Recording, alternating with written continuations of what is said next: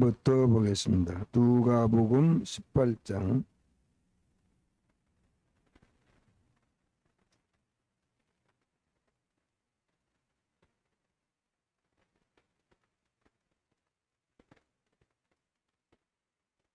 31절에서 34절까지입니다. 누가복음 18장 31절에서 34절까지.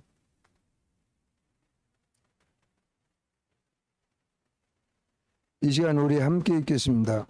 예수께서 12 제자를 데리시고 이르시되 보라, 우리가 예루살렘으로 올라가노니 선지자들을 통하여 기록된 모든 것이 인자에게 응하리라. 인자가 이방인들에게 넘겨져 희롱을 당하고 능욕을 당하고 침뱉음을 당하겠으며 그들은 채찍질하고 그를 죽일 것이나 그는 3일 만에 살아나리라 하시되 제자들이 이것을 하나도 깨닫지 못하였으니 그 말씀이 감추었으므로 그들이 그 이르신 바를 알지 못하였더라. 아멘.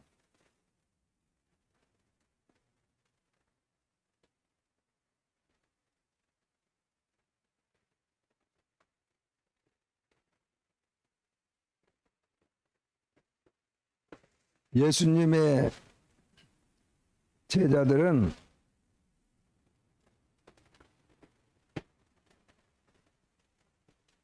어쩌면 예수님이 오셨을 때의 당시의 상황을 생각해 보면은 이스라엘은 영토도 우리나라 경기도 정도 정말 작은 그러한 나라이었고 영토뿐만이 아니라 사람들의 수라든지 여러 가지 모양으로 정말 힘이 없는 그러한 소수 민족이었습니다. 그 당시에 세계를 지배하던 로마라고 하는 그러한 나라의 식민지가 되어서 살아가던 그런 때였고, 그러나 그 당시에 이스라엘 백성들은 다만 하나의 소망이 있었어요. 우리가 그렇게 작은 영토를 가지고 이 지구 전체에 비하면은 너무나 작은 그러한 나라요 민족이지만 그 많은 나라 중에서 하나님께서 이스라엘이라고 하는 이 작은 나라를 먼저 부르시고 택하셔서 너는 나의 백성이다. 나는 이제 너희들에게 하나님이 되고 너희들은 내 백성이요 내 자녀가 되리라. 그래서 세상을 만드신 하나님, 어떤 우리가 목사님이 알고 있었던 그러한 개그맨 중에 어느 분이 하나님을 알게 되고 믿게 됐어요. 예수님을 영접하고 그는 신앙생활을 하면서 간증을 하러 교회마다 돌아다니면서 하나님을 예수 그리스도를 증거하고 간증하는 그러한 집회를 다니는 걸 보았는데 뭐라고 고백하는 거니? 하나님은 어떠한 분이냐? 자기가 하나님 알고 보니까 하나님은 이 우주 만물을 창조하신 창조주다. 그러한 대단한 분이 자기가 믿는 하나님인데 그분과 자기와의 관계가 아버지와 자녀의 관계다. 그러니 이보다 더 대단한 일이 있을 수가 있겠느냐. 너무나 감격해서 감동해서 자기는 이 사실을 많은 사람들에게 전하지 않으면은 견딜 수가 없었다. 너무나 감동되어서 가슴이 벅차서 이 우주 만물을 만드신 창조주가 바로 나의 아버지가 되고 나는 그의 자녀가 되다니 너무나 감격하고 놀라운 일이다라고 간증하는 것을 보았어요. 바로 이스라엘 백성들이 아마 그런 마음이었을 수도 있을 것 같아요.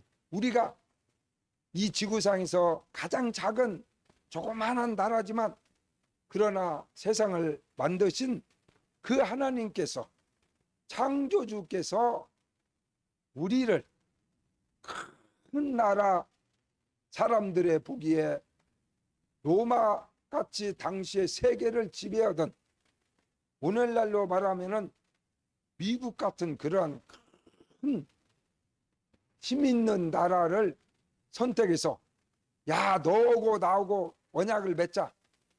나는 너의 하나님이 되고 미국이라는 나라의 하나님이다. 내가 너희들의 아버지가 되고 너희들의 지도자가 되고 너희들의 보호자가 되마. 이렇게 하시지 아니하고 가장 작은 이스라엘 백성들을 하나님이 선택하셔서 너는 나의 백성이다. 이제 너희가 두려워하지도 말고 놀라지도 말고 겁먹지도 말고 온 세상을 만드신 하나님이 너를 지키고 너를 보호하고 너의 아버지가 되고 너의 보호자가 되니까 이제 겁을 먹지 마라. 그렇게 하나님이 말씀하셨기 때문에 이스라엘 백성들은 로마의 식민지로 있으면서도 그 소망의 끈을 놓지 않고 언젠가 하나님께서 메시아를 보내서 자기 나라를 로마에서 해방시키고 마침내 자기 나라를 모든 민족 위에 뛰어난 하나님이 그렇게 약속하셨기 때문에 사람들의 눈에 보기에 엄청난 큰 그런 나라들보다도 더 머리가 되고 그들이 오히려 이스라엘 백성들 앞에 와서 무릎을 꿇는 그런 날이 다가올 것이라고 하는 소망의 끈을 놓지 않고 기다리고 있었어요. 그렇기 때문에 예수님께서 드디어 나타나셔서 기사와 이적을 행하시고 죽은 자도 살리고 바다 위로 걸어가시고 소경의 눈을 뜨게 하시고 인간의 생각과 사람의 지식으로는 도저히 이해할 수 없는 엄청난 기사와 이적을 행하니까 바로 이분이 하나님이 보낸 우리 민족을 구원할 모세보다 더 대단한 우리의 구원자가 아니냐. 이렇게 예수님 주위에 사람들이 모여들기 시작했습니다. 그 전에도 예수님이 오시기 전에도 뭐 좀 엄청난 보통 사람보다 뛰어나고 어떠한 힘과 능력을 보여주는 사람이 있으면 막 몇백 명씩 오늘날 이단들이 뭔가 이상한 것을 가지고 사람들을 유혹할 때에 그것으로 모여드는 것처럼 사람들이 모여들었어요. 그러다가 따라다니다 보니까 자기들이 기다리는 메시아가 아니다. 뭐 나라에서 무슨 잘못을 인해서 잡혀갔다. 우리의 지도자가 될지 알았는데 아니구나.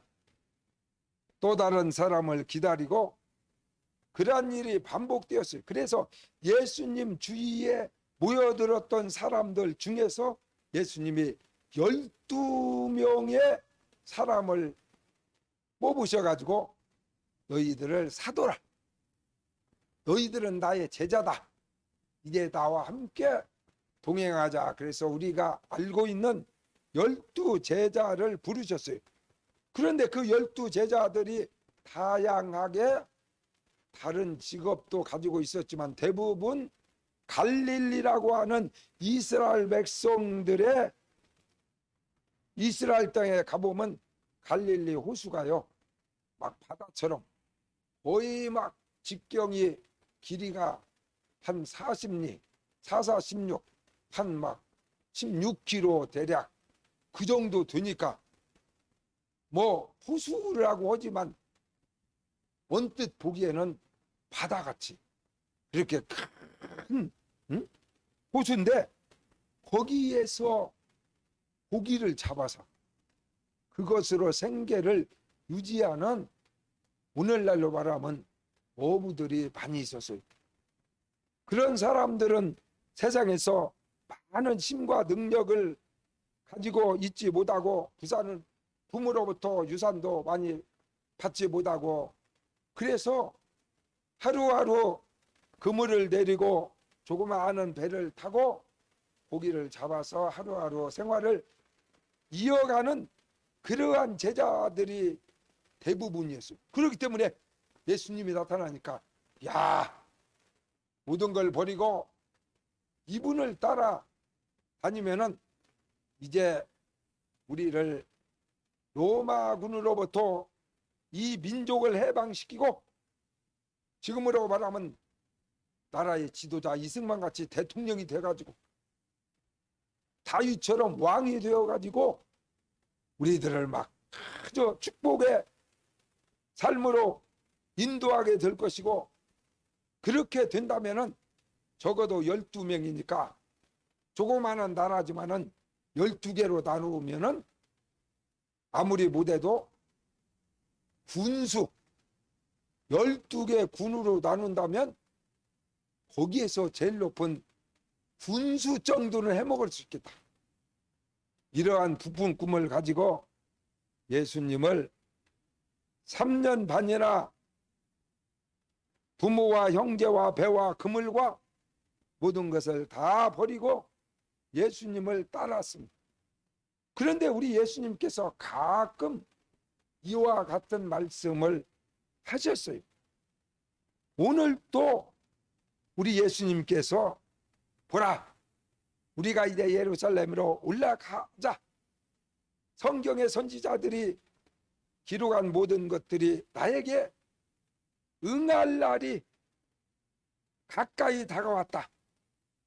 인자가 이방인들에게 넘겨지고 희롱을 당하고 능욕을 당하고 침뱉음을 당하고 채찍질을 당하고 결국에 이방인들과 이스라엘 백성들 중에서도 종교 지도자라고 하는 그런 사람들이 합세를 해가지고 결국에 나를 갖다가 십자가의 사형틀에다가 못을 박아서 죽이게 될 거다. 내가 이제 죽게 된다. 당시에 예수님은 세상을 떠날 때도 33살밖에 안 되셨어요. 뭐 한참 청년의 때죠. 가장 젊을 때인데 예수님이 이제 내가 죽게 될 것이요, 사람들이 나를 막 채찍질하고 침뱉고 때리고 그래가지고 끌고 가서 사형장에서 십자가에 나를 못 박아서 결국에 나를 죽이게 될 거다. 그래서 나는 이제 죽을 수밖에 없다. 그렇지만 나는 죽은 다음에 3일 만에, 보통 사람들은 죽으면 3일장이니까 3일 만에 완전히 무덤에 묻히지만 나는 죽은 지 3일 만에 다시 살아날 것이다. 그들은 채찍질하고 나를 죽일 것이지만 나는 3일 만에 무덤에 장사 지내서 영원히 그곳에서 썩는 것이 아니라 죽은 지 3일 만에 내가 살아날 것이다. 이렇게 말씀하셨습니다. 오늘이 처음이 아니고 가끔 가끔 제자들에게 3년 반 동안 저희들과 동행하면서 가끔 말씀하셨어요. 내가 죽게 된다. 그리고 3일 만에 부활할 테니까 그때 너희들이 놀라지 말고 내가 한 이 말을 기억하고 그러면 어디서 만날 거나 갈릴리에서 만나자. 너희들이 그곳에 오면은 사람들이 죽인 너희들의 선생을 다시 만나게 될 거야. 너와 내가 그곳에서 다시 재회를 하자. 다시 만나자. 이렇게 예수님께서 가끔 말씀하셨어요. 그런데 오늘 마지막 34절에 보니까 제자들이 이것을 하나도 깨닫지 못하였으니 그 말씀이 감추었으므로 그들이 이르신 바를 알지 못하였더라. 그렇게 기록하고 있습니다. 그래서 오늘 예수님이 제자들에게 가끔 말씀하셨던 죽음과 그리고 그 후에 우리 삶에 대해서 죽음과 사후와 죽은 후에 그 다음에 다른 세상에 대해서 오늘 말씀을 통해서 한번 잠시 우리가 다시 고민해 보기를 원합니다. 왜 예수님께서 뭐 이제 나이가 60이 되고 70이 된 것도 아니고 이제 뭐 30대인데 한창 젊을 때 하나님의 일을 하시면서 벌써 죽음에 대해서 이야기할 필요가 있었을까요? 뭐 한 70, 80 넘으면은 자기 자녀들에게 사람이 야 내가 이 정도 됐는데 언제 죽을 수도 있으니까 언젠가는 죽게 된다면 너희들은 이렇게 해라. 그래서 재산이 많은 회장님들은 죽은 다음에 제자들이 재산으로 인해서 다투는 경우가 많이 있기 때문에 미리 한 70살쯤 되면 적어도 그 전에 목사님 정도 되면은 재산이 많으면 미리 유언장을 씁니다. 변호사를 데려다가 유언장을 써서 어디 서울 강남 어디에 있는 그 빌딩은 큰아들에게 주고 송파구에 있는 빌딩은 둘째 아들에게 주고 그리고 강동구에 있는 빌딩은 막내 아들에게 주라. 이렇게 해가지고 유언장을 기록해서 법적으로 공증을 받아가지고 이렇게 보관하고 또 그 법률사무소에서도 보관을 하고 또 자기 금고에다도 보관을 시켜놨다가 갑자기 자기 아버지가 돌아가셨을 때 살아있을 때 아버지가 막내가 하는 말이 강남의 빌딩이 제일로 비싼데 나를 가장 좋아하셔가지고 그 빌딩을 막내 나한테 준다고 늘 말씀하셨다. 이렇게 말할 수도 있고 그러면 둘째 아들은 뭔 소리냐. 아버지가 아무러면 너에게 그 빌딩을 준다고 얘기했겠느냐. 내가 판단하기는 틀림없이 아버지가 말씀하셨다면은 나한테 줬을 거야. 그러면 첫째 아들도 뭔 소리냐. 그래도 장자인데 내가 제일로 비싼 빌딩은 내가 당연히 가져야지. 이래서 싸움이 나니까 미리 유언장을 써가지고 금고다가 이렇게 보관하는 거예요. 그러면 돌아가셨을 때에 유언장은 금고에 있다고 미리 말씀하셨기 때문에 금고 문을 딱 열어보니까 그게 아닙니다. 거기에 내용이 기록되어 있습니다. 그와 마찬가지로 예수님께서 또 제자들이 바라는 것과 예수님의 삶은 같은 것이 아니기 때문에 그러한 허망된 꿈을 가지고 예수님을 따르던 제자들에게 예수님께서는 가끔 유언의 말씀을 하신 거예요. 내가 십자가를 지고 죽는다. 그리고 3일 만에 다시 살아나게 된다라고 말씀하셨어요. 왜냐하면 그런 일이 벌어졌을 때 너희들이 놀라지 말고, 야, 우리는 우리 선생님의 이스라엘의 대통령이 돼갖고 우리가 12명이니까 12군이니까 다 군수 자리에 올라가지고 정말 출세해가지고 멋있게 한번 살 줄 알았는데 이럴 수가 있냐. 그래서 예수님을 부인하고 베드로처럼 전부 도망가고 좌절하고, 어떤 사람은 또 기다리들 못하고 이제 내 꿈이 다 사라졌으니 나도 죽자. 그래가지고 농약 사먹고 죽을 수도 있고. 그러니까 예수님이 미리 말씀하신 거예요. 그런 날이 오더라도 너희가 겁을 먹지 말고 낙심하지 말고 자살하지도 말고 내가 미리 한 말을 잘 기억하고 너희들이 살 길을 찾아라 그랬습니다. 그래서 우리의 인생의 한 영혼이, 하나의 사람이 이 세상의 어머니 돼서 태어나서 이 한평생을 살아가는 그 여정을 보면은 대략 그렇습니다. 처음에 태어납니다. 사람이 어머니 배 속에서 이 세상으로 나와요. 10개월 만에 정말 소리를 지르면서 큰 소리치고 세상을 향해서 드디어 발걸음을 내디게 됩니다. 이것을 사람들은 태어났다, 아들이 태어났다, 딸이 태어났다, 우리 집안에 하나의 생명이 태어났다 그래가지고 막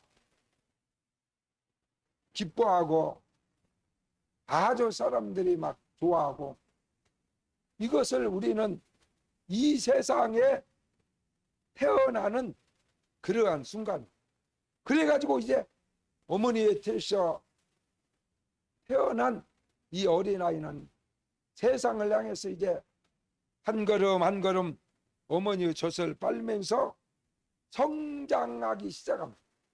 자라나기 시작해요. 그래서 이때를 성장기다. 태어났으니까 이제 키워야 돼. 걸어도 못 다녀, 앉도 못해, 기어다니도 못해, 잘 움직이도 못해. 어머니의, 부모의 도움을 받아서 점점 자라가지고 이제 걷기 시작하고 유치원에 가게 되고 초등학교에 들어가게 됩니다. 이제 중학생이 되고 고등학생 정도 되면은 벌써 어느 정도 어른처럼 성장이 다 돼가지고 청년, 의젓한 청년이 되어서 사람들은 그때 말하기를 이제 사람으로, 그래도 어른으로 대접을 해주는 그러한 청년이 돼가지고는 미성년자가 아니라 19 정도 되면 이제 다 자라가지고 의젓한 어른이 되어버립니다. 그리고는 이제 자기의 인생을 시작하게 돼요. 결혼도 하게 되고 직장도 얻게 되고, 어떤 사람은 자기 사업을 해서 독립을 하고 마침내 새로운 가정을 이루고 하나의 세상을 향해서 당당하게 살아갑니다. 정말 무엇인가 이 세상에 던져진 하나의 생명체로서 마침내 사유의 일원이 돼가지고 가정을 이루고 뭔가 꿈을 이루기 위해서 열심히 살아가요. 그러한 시기를 우리는 대략 중년의 삶이다. 30대에서 40대, 50대 이 정도는 이제 결혼하고 사업하고 직장을 얻고 돈을 벌고 자기의 가지고 있었던 꿈을 향해서 많은 노력을 하고 세상을 살아갑니다. 그때가 엄청 중요해요. 그래서 목사님도 보면 30대, 40대, 50대 아주 중요하죠.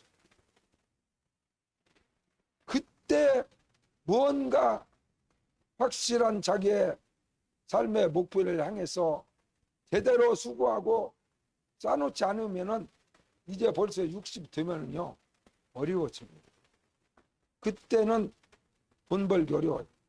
힘도 빠지고 여러 가지 활동할 수 있는 그런 능력들이 약해지기 시작하기 때문에 60 넘으면은 어렵습니다. 그래서 적어도 30대, 40대, 50대쯤에 어느 정도 자기 인생에서 목표했던 것들을 하는 열매들이 맺어져서 이제 집도 사고 이와 같이 정말 앞으로 노년에 20년, 30년 늙어서도 소득이 많지 않아도 생활하는데 전혀 어려움 없을 정도의 그러한 모든 준비들을 다 마치고 마지막 이제 70 넘어서는 아주 삶을 여유롭게 잘 마무리하고 하나님의 부름을 따라서 천국으로 입성을 하는 것이 우리 예수 믿는 자의 삶입니다. 그런데 여러분 보십시오. 태어나는 그 순간에 어머니 뱃에서 나와서 한 발 내딛는 순간에 그들이 향하는 곳은 어디입니까? 이 땅의 삶의 마지막 종착역은 죽음입니다. 죽음이 누구나 남자나 여자나 젊은이도 마찬가지지만 어떠한 사람이라도 그 사람이 대통령을 했더라도 그 사람이 뭐 의사를 했더라도 변호사였더라도 또는 돈을 많이 번 그런 사업가에서 재벌의 회장님이었던 어떤 CEO였던 정치가였던 국회의원이든 과학자든 뭔 예술가든 마지막에는 죽음으로 이 땅의 삶은 마무리된다. 마지막 종착역이 죽음입니다. 그렇기 때문에 사실은 태어나는 순간에 어린아이가 한 발, 두 발 걷기 시작하는 것은 그 모든 발걸음의 종착역은 죽음이기 때문에 좀 먼 시야로 보면 어린아이가 태어났다고 하는 것은 이제 죽음을 향해서 발걸음을 시작한 겁니다. 그렇기 때문에 이틀이 지나면 두 발자국을 가고 3일이 지나면 세 발자국을 가기 때문에 죽음이 그 어린 생명의 하루하루의 삶이 지나가면 죽음 앞에 더 가까이 나아가게 됩니다. 물론 우리가 중간에 사고가 나서 암병이 걸리든지 교통사고가 나든지 갑자기 무슨 연고로 인하여 우리의 생명이 이 땅을 떠나갈 때도 있습니다. 그러나 그러한 일이 벌어지지 않는다면 오늘 성경에 기록된 대로 또 목사님이 이야기한 대로 태어나서 성장기를 거쳐서 청년기를 거쳐서 정말 최고의 삶에 활동하는 중년기를 거쳐서 마지막 노년기에 접어들어서 인생을 70이나 80이나 90이나 마지막 마무리를 하고 죽음을 맞이하게 됩니다. 그런데 여러분 그렇지 않은 경우에는 태어나서 열흘 만에 죽을 수도 있고 태어난 지 1년 만에 죽을 수도 있고 10대에 20대에 30대에 40대에 50대에 죽을 수도 있다. 그러한 일이 없다면 적어도 지금의 우리의 삶은 평균 연령이 보면은 남녀 그래도 지금은 한 80, 대략 평균 한 80 정도는 살아가고 그 중에서 70 사는 사람도 있고 그보다 평균보다 더 살아서 건강해서 90, 100세 이상 살아가는 사람도 가끔 있습니다. 그렇기 때문에 우리는 지금 이 순간에도 얼마 전에도 목사님이 그랬어요. 야, 하루에 지금 70에서 80억 정도의 이 지구촌에 사람들이 살고 있는데요. 하루에 이 전체 지구 중에서 어려워, 생활이 어렵고 어린아이로 태어나서 어머니 돼서 태어났는데 우유가 없고 먹을 것이 없고 영양이 부족해서 우리 어렸을 때처럼 정말 잘 먹지 못해서 영양실조로 죽는 그런 어린아이가 하루에도 3,000명 이상씩 갓 태어난 어린아이가 먹을 것이 없어서 어머니 몸에서 어머니도 뭘 먹어야 젖이 나오는 제대로 먹지 못해서 젖이 나오지 않아서 젖을 빨다가 죽는 그러한 어린 생명들이 하루에도 몇천 명씩 죽어라. 다른 거 말고 교통사고 나고 뭐 이렇게 병 걸리고 해서 또 늙어서 죽고 이런 사람 말고 태어나서 얼마 안 된 어린아이가 먹을 것이 없어서 하루에도 몇천 명씩 죽어가는 이 지구 전체를 보면 그러한 세상이. 그런데 그 수많은 죽음 가운데서 우리 하나님이 나를 70년 넘게 영양실조로 죽지도 않고 교통사고 나서 죽지도 않고 암병 걸려서 죽지도 않고 사고 나서 죽지도 않고 자다가 심장마비로 죽지도 않고 자동차 타고 다니다가 교통사고로 죽지도 않고 지금까지 살아서 오늘 이 하나님의 말씀을 강단에서 전할 수 있다는 이 사실보다 내 삶 속에서 더 큰 기적이 어디에 있을까? 이보다 더 큰 기적은 없다. 여보, 하루에도 수천 명씩 어린 생명들이 먹을 것이 없어서 죽어가는데 어떻게 우리가 70년 넘게 지금까지 그 수많은 죽을 수 있는 사건들이 얼마나 많았을 텐데 지금도 안 죽고 이렇게 살아있으니 이것이 하나님의 은혜가 아니고 무엇이냐? 내가 아무리 조심해도 하루에도 죽을 일이 막 몇 번씩 생기는데 잠자다가 죽으면은 내가 잠자고 있는데 죽는가 안 죽는가 어떻게 할 거야? 심장이 딱 멈추면 죽어버리네. 죽는지도 모르고 그냥 잠자고 옆에서 보니까 아침에 자기 남편이 안 일어나서 가서 보니까 숨을 안 쉬더래. 그냥 가버린 거야. 잠자다가 쏟고 먹어서 심장이 멎어갖고 떠나버린 거야. 그렇지 않고 지금도 살아서 여보 당신이랑 나랑 지금 수요일날 예배드리러 가고 있는데 만약에 중간에 뭔 일이 있어서 계속 안 오면은 아빠가 천국에 갔구나 그럴 수도 있어요. 그러니까 우리 이민수 목사님이 거의 다 왔는데 전화가 온 거예요. 아버지가 전화를 받으면 지금 좀 늦게 출발하고 이렇게 차가 막혀서 오지 않는 것이고 전화를 받지 않는다면 뭔 일이 생겼다.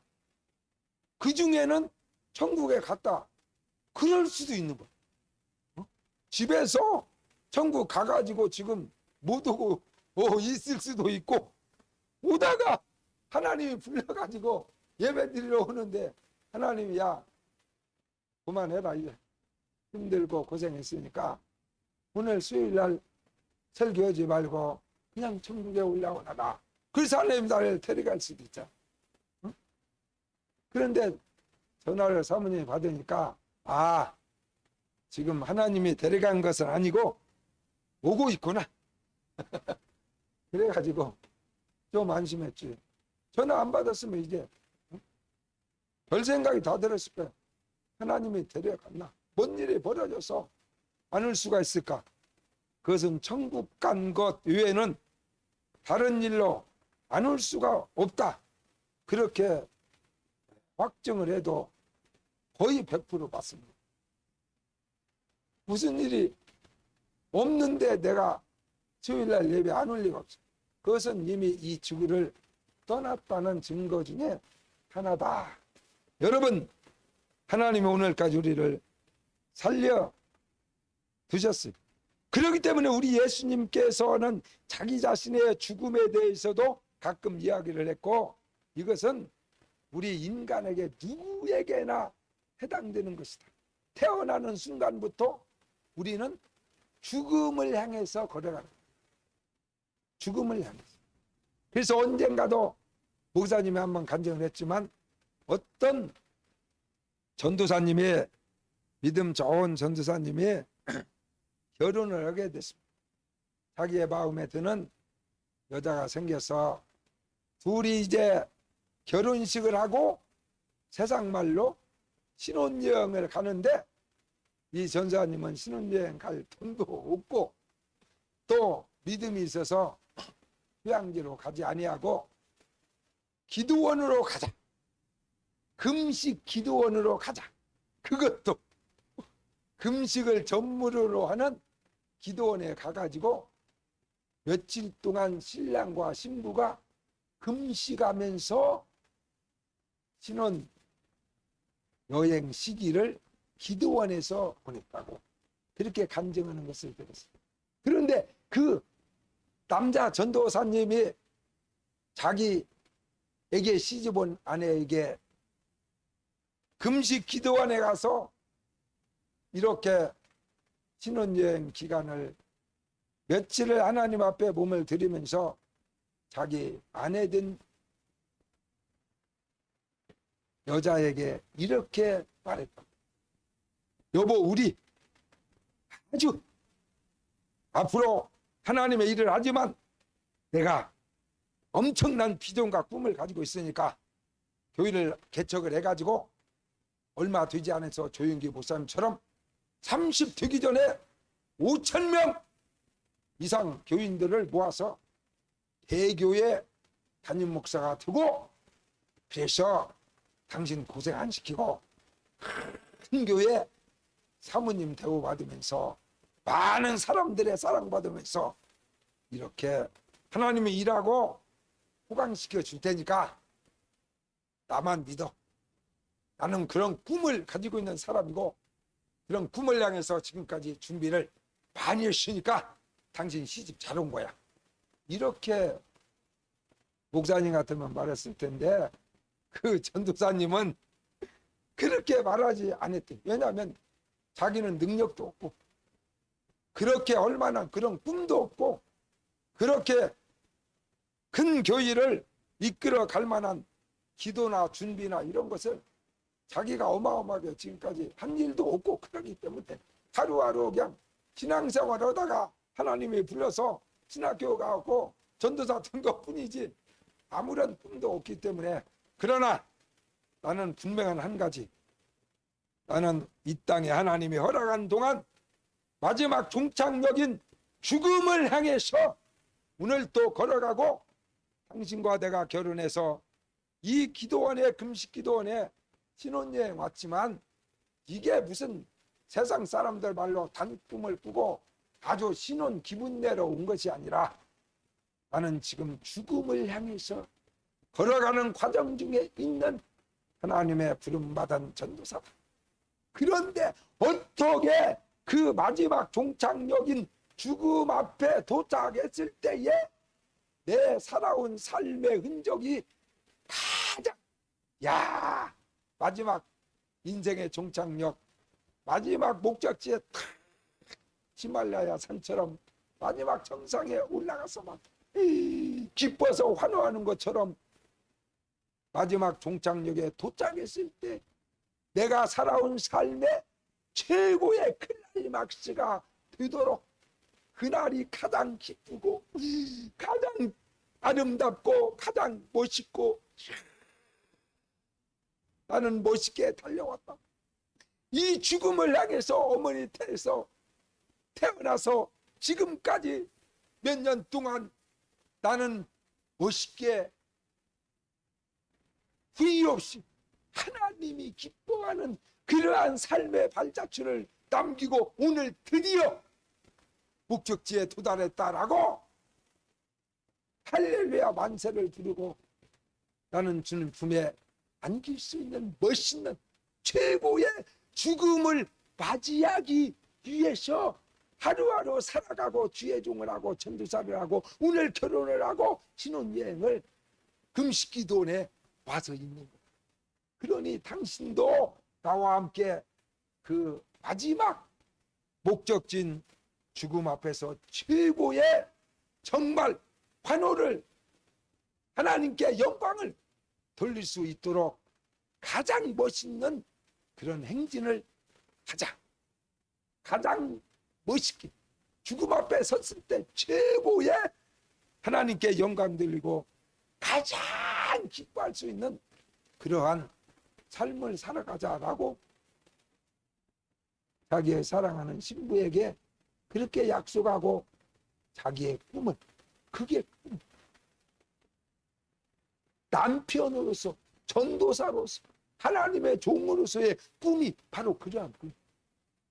마지막 종착역인 죽음 앞에서 가장 멋있는 정말 모습으로 설 수 있도록 죽음을 향해서 야 오늘 또 금메달을 향해서 정말 올림픽 금메달을 목에 걸기 위해서 하루하루 막 땀방울을 흘리면서 지옥 같은 훈련을 감당해 내는 것처럼 여러분과 나의 삶은 태어나는 순간부터 이제 죽음을 향해서 걸음을 내딛는 것이다. 그래서 목사님은 이제 태어난 시기와 성장기를 거쳐서 청년기를 거쳐서 벌써 이제 중년기를 거쳐서 마지막 종착역인 노년기, 계절로 말하면 봄 지나 여름 지나 가을 지나 벌써 겨울에 문턱에 들어섰습니다. 모든 삶이 다 이제 마지막 마무리 단계에 이르게 되었습니다. 얼마 안 있으면 이제 죽음의 종착역에 다다를 것인데 하루하루에 우리의 걸어가는 삶의 의미가 무엇일까? 죽음은 무엇이며 그 죽음 후에 하나님이 예수님이 말씀하시는 다시 3일 만에 살아나리라 라고 하신 말씀이 무슨 삶인지를 우리는 기억하고 하루하루를 걸어가야 돼. 크리스찬의 삶, 여러분과 나 같은 예수 이름을 부르는 사람들의 삶은 하루를 어떻게 죽음을 향해서 우리가 걸어가야 되는가? 왜냐하면 죽음으로 끝나는 것이 아니라 여러분과 나의 삶은 죽은 다음에 예수님이 말씀하신 대로 다시 살아난다는 사실입니다. 죽은 다음에 끝이 아니라 죽은 후에 3일 만에 다시 내가 살아나리라고 말씀하신 것처럼 우리는 이 땅의 삶을 마무리하고 그리고 다시 살아나서 하나님 앞에 서게 됩니다. 예수 그리스도의 심판대 앞에 서게 되는 것입니다. 그렇기 때문에 우리가 이 땅을 하루하루 어머니 태에서 태어나서 하루하루 한 걸음 한 걸음 이렇게 목사님으로 말하면 70년 이상 지금 걸어왔어요. 어머니 태에서 태어나서 70년 넘게 계속 죽음을 향해서 지금 걸어가고 있는데 죽음으로 끝나는 것이 아니라 죽은 다음에는 다시 부활하게 되어서 살아나 가지고 하나님 앞에 우리가 서게 된다는 사실, 예수님의 심판대 앞에 서야 된다는 사실을 기억하고 우리는 살아가야 돼요. 그러면 어떻게 살아가야 될까요? 우리가 생각하지 않아도 하루의 생활은 시간을 흘러가고 내가 어떤 계획이 없더라도 때가 되면 우리는 죽음 앞에 설 수밖에 없어요. 그때는 죽음 앞에 섭니다. 그러나 예수 믿는 사람은 죽은 다음에 살아난다는 사실을 우리는 확신하고 믿고 살아가기 때문에 하나님을 모르고 신앙이 없고 예수를 모르고 살아가는 사람들의 삶과는 뭔가 전혀 다른 것이 있어야 되지 않겠습니까? 하나님 모르는 사람들은 죽음으로 끝난다 이렇게 생각해요. 죽음은 끝나지. 그래서 죽기 전까지 내가 하고 싶은 거 원 없이 하고 나에게 무엇인가 주어지면 그것으로 즐길 수 있는 데까지 즐기고, 오늘 먹고 마시자, 내일이면은 종말이 온다 그러면은 집에 있는 소도 다 잡아먹고, 오늘 뭐 마지막이니까 최고의 기분을 내자 그러겠지만, 예수 믿는 여러분과 나는 죽음으로 우리의 삶이 끝나는 것이 아니라 죽음 다음에 다시 우리는 부활해서 살아나가지고 하나님 앞에 심판을 받게 되기 때문에 우리는 죽음으로 끝나지 않아서, 야 오늘 나에게 이런 것이 주어졌으니까 오늘 기분 한번 만끽하게 되고자 그렇게 살으면 안 된다는 거예요. 믿지 않는 사람처럼 야 나에게 이런 물질이 주어졌으니까 이제 뭐 아파트도 사고, 아파트 사지 말라는 말은 아니고 아파트도 사고 뭐 뭣도 사고 막 야 이제 막 기분 한번 내보자 그러죠. 뭐 여행도 한번 해보자 그러죠. 여행 가는 것이 죄가 아니에요. 그렇지만 죽은 후에 삶을 알지 못하는 사람처럼 그렇게 흥땅망땅 살아서는 안 된다고. 왜냐하면 죽은 후에 우리는 분명히 다시 살아난다는 사실을 믿고, 그리고 하나님 앞에 우리의 살아온 삶에 대해서 분명히 심판을 받아야 되기 때문에 그렇게 흥떡망땅 기분 내고 살아서는 안 된다. 그러면 어떻게 살아가야 됩니까? 전번에도 목사님이 주일날 설교를 했죠. 예수 믿는 사람, 송대관 집사님의 간증을 하면서 여러분들에게 메시지를 전했습니다. 정말 무엇이 죄인지 몰라. 자기가 도둑질하지 아니하고 다른 사람 거 탈취하지 아니하고 거짓말하지 아니하고 사기치지 아니하고 정당한 방법으로 가수로서 실력을 쌓고 노래 불러서 열심히 행사장에 가서 돈 벌어서 좋은 집 사고 자녀들 유학 보내고 자기도 좋은 자가용 타고 그렇게 행복하게 살아온 것이 뭐가 잘못입니까? 잘못한 것이 하나도 없어. 그런데 하나님 앞에 제대로 다시 한번 무릎 꿇고 자기의 삶을 돌아보니까 내가 제대로 지금까지 죽음을 향해서 가는데 예수님의 심판대 앞에 서기 위하여 한 걸음 한 걸음 여기까지 걸어왔는데 도둑질하지 아니하고 나쁜 짓 하지 아니하고 열심히 돈 벌어서 좋은 집 사고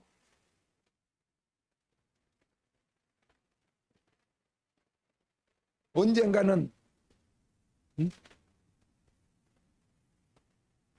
목사님이 서울에서 목회를 시작해서 얼마 안 됐을 때에 우리 성도님이 하나님께서 교회를 위해서 성경에 써진대 내가 나의 집 하나님의 집을 위하여 너에게 복을 주리라. 너의 가정에 복을 주리라. 집사님에게 복을 주리라. 하나님이 약속하셨어요. 그래서 하나님이 맨손 들고 서울에 올라온 젊은 청년에게 우리 교회에서 신앙생활을 시작했는데 하나님의 놀라운 사업장을 주시고 CEO가 되게 하시고 사장이 되게 하시고 돈을 벌게 하시고 부자가 되게 하셨어요. 그래서 목사님은 물론 목사님이 키운 양떼고 얼마나 하나님이 사랑하고 또 하나님을 사랑하고 주님을 잘 믿는 그러한 성도요 집사이기 때문에 이제 교회를 먼저 지을 것이다 그렇게 생각했어요. 돈을 벌어서 교회 먼저 짓고 그리고 자기의 좋은 집을 마련하고 이럴 줄 알았는데 돈이 생기니까 자기 온 아파트를 다 교회는 월세 살고 힘든데 개척교회 헌이라고 주의 종이 열심히 기도하고 같이 힘을 합쳐서 사장을 만들어 놓고 돈 잘 버는 그런 집사 CEO를 만들어 놨더니 이제 욕심이 들어가고는 막 그 돈을 다 모아가지고 목사님 몰래 뭐 몰래 한 것도 아니지만 이놈이 이 정도 이제 사업이 커지고 그랬으니까 목사님 이제 작은 건물이라도 하나 사서 새로 살지 말고 우리가 이제 하나님의 교회를 한번 마련해 봐야 되겠습니다. 목사님 가시죠. 건물 하나 알아보고 돈이 좀 모자라면 대출이라도 받아서 하나님의 교회를 하나 건물에 사서 이렇게 예배 드립시다. 마음껏 기도도 하고 이사도 안 다녀도 되고 그럴 줄 알았는데 오늘 또 기다려도 그런 대답이 없고 내일 또 야가 왜 그런가 그 정도 돈 벌었으면 뭔 얘기가 있을 텐데 아무 생각 없다 그랬더니 목사님 몰래 지금으로 그냥 놔뒀으면은 몇십억 가는 아파트를 탁 사가지고 나보고 예배 드리시라고 목사님이 잘했다 그러고 와서 예배 드려 줄 마음이 생기겠어요? 너무나 화가 나. 그런데 송대관 집사도 그것이 뭔지 몰라. 내가 돈 벌어서 내 좋은 집 사고 내가 자식들 막 유학 보내고 내가 잘 사는데 그것이 뭐가 잘못이냐. 그런데 하나님이 간섭하셔서 그 모든 재물이 다 한순간 보리바람에 돌려가는 낙엽처럼 사라진 다음에서 통곡하면서 주님 것을 내 것이라 자녀도 재물도 내 맘대로 나만 위해 살았네. 찬송을 부르고 통곡하고 가슴을 찢고 회개요. 그래서 다시 빚을 갚고 일어나서 지금은 간증하면서 내가 이런 죄인이었다. 사람들은 그게 죄가 아니지. 뭔 죄입니까? 자기가 자기 돈 벌어서 집 사고 자식들하고 잘 사는데 그게 뭔 죄입니까? 그런데 그게 죄라는 사실을 깨달았다는 거예요. 그래서 이제는 하나님이 나를 통하여 주시는 모든 재물과 정말 모든 것들을 하나님을 위하여 복음을 위하여 하나님의 영광을 위하여 쓰겠나이다. 할렐루야. 그렇게 간증했다니까요. 그리고 그 찬송을 부른 건 자기가 만드는 찬송이 아닌데 복음 찬송이 그게 뭔 찬송인지도 몰랐는데 나중에 보니까 자기가 살아온 삶을 그대로 노래로 만든 거예요. 자기가 만들었어도 그렇게 만든 주님 것을 내 것이라 고집하며 사람. 이것은 사람을 죽인 살인죄보다 예수 믿는 사람은 더 큰 죄구나. 그때서 깨달았어. 그래서 그 찬송을 부르니까 자기 노래 자기. 그리고 그는 그렇게 회개.